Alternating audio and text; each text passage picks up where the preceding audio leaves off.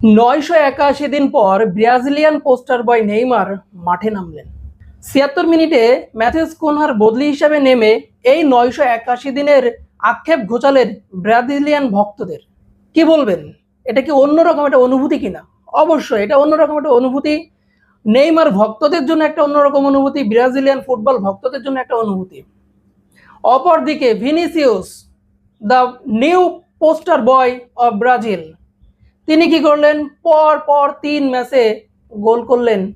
প্রথম ম্যাচে মরক্কোর বিপক্ষে 1 গোল, পরের ম্যাচে হাইতির বিপক্ষে 1 গোল, আর আজকে করলেন 2 গোল, সঙ্গে অ্যাসিস্টও রয়েছে।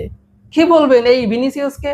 তার রিয়ালের যে পারফরমেন্স, সেই পারফরমেন্সটাই কিন্তু এখন জাতীয় দলে টেনে আনছে এবং রিয়ালের সাবেক বস কার্লো আনচেলত্তির আন্ডারে তিনি নিজেকে পরিপূর্ণভাবে মেলে ধরেছেন, যার কারণে ব্রাজিল আজ গ্রুপ চ্যাম্পিয়ন। হ্যাঁ, এই ব্রাজিলকে নিয়েই আমরা মরক্কোর সঙ্গে যখন ড্র করলো তখন শঙ্কায় ছিলাম যে ব্রাজিল তো আরো গোল খাইতে পারতো, কিন্তু 1 গোলে ড্র হলো।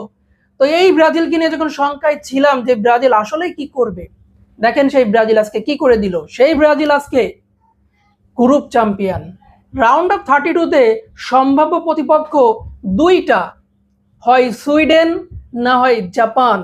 দেখা যাবে কে এই ব্রাজিলের মুখোমুখি হবে। যেই আসুক না কেন, এই ব্রাজিলের সামনে কি আসলেই দাঁড়াতে পারবে?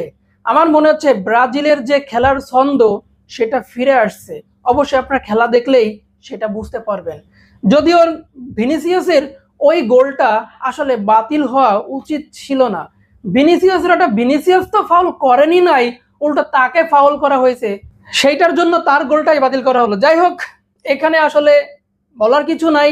সামনের যে রাউন্ড অফ 32 সেখানে ব্রাজিল কেমন করে সেটা দেখার বিষয়। বলাই বাহুল্য যে লিওনেল মেসি কিন্তু বলেই দিছিল যে ব্রাজিলিয়ানরা হলো 5 বারের বিশ্ব চ্যাম্পিয়ন, ফুটবলের আসল রাজা। তো তারা যখন বিশ্বকাপে আসে তারা এমনিতেই ফেভারিট, তারা ফর্মে থাকুক বা না থাকুক। যাই হোক, দেখা হবে পরবর্তী ভিডিওতে। ভিডিওটি ভালো লাগলে লাইক কমেন্ট শেয়ার করতে ভুলবেন না। ভালো থাকবেন, আল্লাহ হাফেজ।